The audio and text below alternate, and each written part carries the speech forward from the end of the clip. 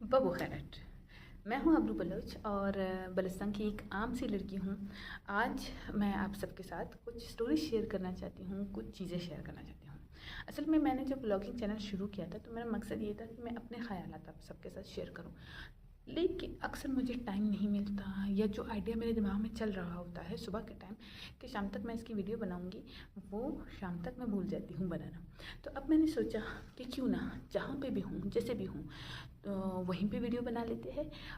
अब जो भी बैकग्राउंड है उसको छोड़ के, क्योंकि मैं बलुचिस्तान में रहती हूँ और मैं कह भी रही हूँ कि मैं आम से लड़की हूँ, तो पीछे बैकग्राउंड में आपको बहुत कोई यूनिक चीज़ नहीं मिलेगी। और एडिटिंग के टाइम नहीं है, टाइम हो भी तो वो स्किल्स नहीं है कि पीछे एडिट करके बैकग्राउंड चेंज कर दूँ। और फिर अब मैंने सोचा कि चेंज करने की ज़रूरत ही क्या है। हम में से अक्सर लोग ऐसे हैं जिनके घर कुछ ऐसे ही दिखते हैं, तो हम सब इस चीज़ को एक्सेप्ट करते हैं और करना चाहिए हमें। अपने दिमाग में बनाई हुई दुनिया से हटके जो रियलिटी है उसमें आ जाते हैं और उसी को ही एक्सेप्ट करते हैं, पसंद करते हैं। जिस तरह से बलूचिस्तान हमें पसंद है, उसके पहाड़, फूल, पौधे, हर चीज़ हमें पसंद है, तो बलूचिस्तान में रहने वाले लोग भी हमें पसंद है। आज मैं आप सबके साथ एक स्टोरी शेयर करना चाहती हूँ, एक लेसन जो मैंने सीखा।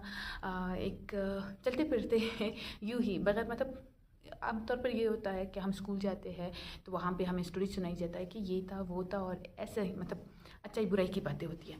लेकिन कभी कभार ऐसा होता है कि रियल लाइफ में आप कुछ लोगों से उनकी ये कोशिश भी नहीं होती कि वो आपको कुछ सिखाए, लेकिन आप उनसे कुछ सीख जाते हैं। तो ऐसा ही कुछ मेरे साथ हुआ। आज मैं आपके साथ शेयर करना चाहती हूँ मामा दाऊद के बारे में कुछ चीज़ें। मामा दाऊद जो है वो हमारे यूनिवर्सिटी के ड्राइवर है। और एक दफ़ा मैं इत्तेफाक से हुआ यूँ कि मैं वैन में बैठी हुई थी, जो यूनिवर्सिटी की वैन थी, और हम यूनिवर्सिटी की तरफ जा रहे थे। तो इसी दौरान मामा दाऊद मतलब कॉल पे कुछ डिस्कशन हुई और वो मैंने सुन ली, और उसी से मैंने बहुत कुछ सीख लिया।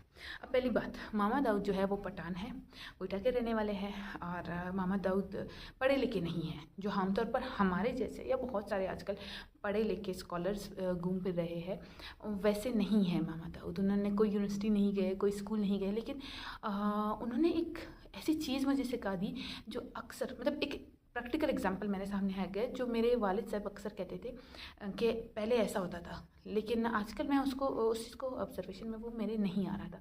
तो मामा दाऊद वो फर्स्ट इंसान है जो इतने ओल्ड भी नहीं है, मतलब जवान इंसान है।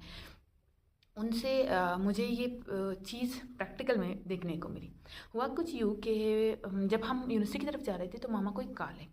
कॉल पे उनकी जो डिस्कशन थी वो यूँ थी कि कोई बंदा था जिसने उनको कॉल किया, और मामा दाऊद पार्ट टाइम कोई बिज़नेस भी करते हैं, क्या करते हैं वो मुझे नहीं पता, लेकिन वो कह रहा था कि एक बंदा है जो मामा दाऊद जिसको जानते थे, और एक मामा दाऊद थे और एक वो जिसने कॉल किया था। जिसने कॉल किया था वो कह रहा था कि जो बंदा पहले अब जिसको जानते थे उसको छोड़ दो, उसको बीच से निकाल दो, मैं और आप बिज़नेस करते, उसको बीच से निकाल दो। तो और उनको कह रहे थे कि वो तो बलोच है, वो तो तुम्हारा अपना पठान भी नहीं है, तो उसको निकाल दो, उसके बारे में क्यों सोचना। तो फिर हुआ कुछ यूँ कि मामा ने उनको कहा कि नहीं, उसके साथ हमारा बहुत पुराना भाईवाल है। ये लफ्ज़ जो है ये बहुत मुझे अच्छा लगा। वो मतलब उनको कह रहे थे कि जो मेरा दोस्त है उसके साथ बहुत पुराना जो मेरा रिश्ता है, भाइयों जैसा रिश्ता है, तो वो बलूच हो, अंग्रेज़ हो, कोई भी हो, उसने आज तक मुझे धोखा नहीं दिया, कोई दो नंबर ही नहीं उसका मैंने पाया, ना उसका पैसे के बारे में उसको लालच हो, तो मैं इसको क्यों छोड़ दूँ। मैं उसको नहीं छोड़ने वाला और वो तो रहेगा। फिर मामा ने जो है उस बंदे को कॉल किया और उसको कहा कि देखो, ये बंदा अगर तुम्हें कॉल करे तो उसको बोल दो दाऊद जैसा करेगा वैसा ही चलेगा। अब पॉइंट ये था कि मामा जो है पहले ज़माने में कुछ वक्त पहले शायद यूनिवर्सिटी के जॉब से पहले वो कहीं पे पंजगूर में पेट्रोल लोड का जो ज़बाद वाला सिस्टम होता है, पेट्रोल लाना ले जाना होता है ईरानी, वो काम करते थे। वहाँ पे पंजगूर में उनकी एक दोस्ती हुई थी, और वो दोस्ती इतनी गहरी है कि भाइयों जैसे। और मतलब वो बलोच, भंजूर का बलोच और ये पठान, कोयटा का पठान, ये आपस में बहुत मतलब इनकी दोस्ती भाइयों जैसा है। और मामा दाऊद कहते हैं कि मैं उनके फैमिली वालों को घुमाने ले जाता हूँ, उनकी शादी वगैरह हो तो हम उनके घर ज्वाइन करते हैं और वो हमारे घर ज्वाइन करते हैं। और मामा दाऊद ने कहा कि मुझे कभी ये ख्याल नहीं आया कि वो बलोच है, जो आमतौर पर हमारे यहाँ पे सियासत की जाती है कि ये बलोच है और वो पठान है। मैंने यूनिवर्सिटी में देखा था कि बलोच लड़के और पठान लड़के आपस में लड़ते थे, एक दूसरे से नफरत करते थे। वो पठान जो है बलोचों को कहते थे कि ये हमारे साथ तासुब करते, बलोच जो है वो पठानों को कहते थे कि ये हमारे हमसे तासुब करते हैं। और सर्कल्स में बैठ के बाकायदा एक दूसरे को इस चीज़ की तालीम देते थे कि पठान बुरे हैं, बलोच कहते थे, और पठान जो है वो कहते थे कि बलोच बुरे है। और ये सब कहाँ से है? मैं तो अपने अब्बू को अक्सर पूछती थी कि ऐसा क्यों है, क्योंकि हमारे पड़ोस में भी पठान होते थे।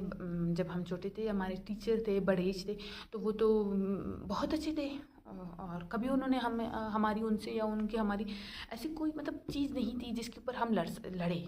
कोई भी ऐसी बात नहीं थी। पठान होना कोई मतलब हम कभी इस चीज़ को कंसिडर नहीं करते थे कि पठान है तो ये बुरे हैं, बस जस्ट कौम के ऊपर, या वो हमें इस बात पे हमसे कोई भी तासुब नहीं रखते थे कि हम बलोच हैं तो हम बुरे हैं। और रिश्तेदारियाँ मैंने देखी है बलोच और पठानों में, तो यहाँ पे मैंने देखा कि एक ऐसा पठान जो पूरी ज़िंदगी मतलब मामा कहते हैं पहले वो पता नहीं पिशीन से कहाँ से उनका ताल्लुक था कि पठानों के बीच में ही बड़े हुए थे, फिर वो कोयटा है कारोबार और काम की तलाश में। तो एक ऐसा बंदा जिसने कभी बलोचों से बचपन में उनका वास्ता नहीं पड़ा और काम के सिलसिले में वो पंजगूर गए, वहाँ भी एक बलोच ने उनसे इतने अच्छे से उनका ख्याल रखा, कारोबार में उनके साथ ईमानदारी की हर तरह से। अब जो बंदा है, जिस बंदे से मामा दाऊद का वास्ता पड़ा, बलोच था, वो ईमानदार था और मामा दाऊद खुद ईमानदार थे और ईमानदारी को वैल्यू करने वाले थे। तो दो अच्छे लोगों का जब एक दूसरे से वास्ता पड़ा, तो दो लोगों के जो कौमियत है उसके बारे में उनके कॉन्सेप्ट्स भी अच्छे बन गए। मतलब मामा को इस बात से फ़र्क नहीं पड़ता कि आप कोई भी हो, आप अच्छे हो, ईमानदार हो और आपके लिए वैल्यूबल है। लेकिन बाद में मामा ने कहा कि बलोच अच्छे होते हैं, तो कहाँ से उनको ये ख्याल आया बलोच अच्छे होते हैं? तो भाई एक बलोच बंदा मिला, उसने अच्छाई की और एक पठान जो है वो इस बात पे प्रैक्टिकली उसने देखा कि अच्छा है। तो अब कोई कुछ भी उनको कहता तो वो इस बलोच को छोड़ने के वो मामा कह रहे थे कि अगर मुझे मेरे भाई और इस दोस्त के बीच में से किसी को चुनना पड़े तो मैं इस दोस्त को चुनूँगा। मुझे अगर इस पे और भाई से पूछे कि किस पे ज़्यादा यकीन है तो मैं बोलूँगा कि मुझे इस बलोच दोस्त पे यकीन है ज़्यादा। तो ये यूँ ही नहीं बना, उस बंदे ने इस चीज़ को कमाया और उसने सिर्फ अपने लिए नहीं कमाया, उसने सब बलोचों के लिए कमाया। तो अब यहाँ पे आती है कि अगर आप कहते हो कि पठान बुरे हैं, तो अगर किस बेस पे कहेंगे? पठान कोई ना कोई ऐसा पठान होगा जिसने आपके ऊपर पठानों का गलत इंप्रेशन डाला, तो वो बुरा आपके जहन में बन गए। और इसी तरह का कोई पठान कहता है कि बलोच बुरे हैं, तो किस बेसिस पे कहेगा? कि किसी बलोच के साथ वास्ता पड़ा और उसने बुरा किया, तो उसके बाद उसका ये इंप्रेशन बना। इन दोनों के अलावा एक और चीज़ है पॉलिटिक्स। पॉलिटिशियंस अपने वोट के लिए अपने मतलब दो लोगों को लड़ाओ, डिवाइड एंड रूल वाला। डिवाइड एंड रूल हर जगह अप्लाई होता है, ठीक है। एक इलाके में दो अलग कौम रहते हैं, दो अलग नस्ल रहते हैं, ज़ुबान के बेस पर, कौमियत के बेस पर, हर तरह से उनको आपस में लड़ाओ कि ये तुम्हारा दुश्मन है और उसको बोलो वो तुम्हारा दुश्मन है। और इस बीच में वो अपनी सियासत चमकाए, खाए पिए और इन लोगों को मरवाए, इनको तरक्की, तालीम, हर चीज़ से दूर रखे। तो मैं तो यही रिक्वेस्ट करूँगी अपने तमाम फॉलोअर्स से कि इस चीज़ से दूर रहे और जब भी अगर किसी दूसरे कौम के बंदे से आपका वास्ता पड़े तो उसके साथ अच्छा करें, ताकि उसके दिमाग में आपकी कौम की बुरी इमेज ना बने। तो आपका इस बारे में क्या ख्याल है वो ज़रूर शेयर करें। मैं ज़रूर जानना चाहती हूँ कि आप अगर पठान है तो आपका बलोचों के साथ कैसा एक्सपीरियंस रहा और अगर बलोच है तो आपका पठानों के साथ कैसा एक्सपीरियंस रहा। मिलते हैं एक नए व्लॉग में, तब तक के लिए अल्लाह निगहबान।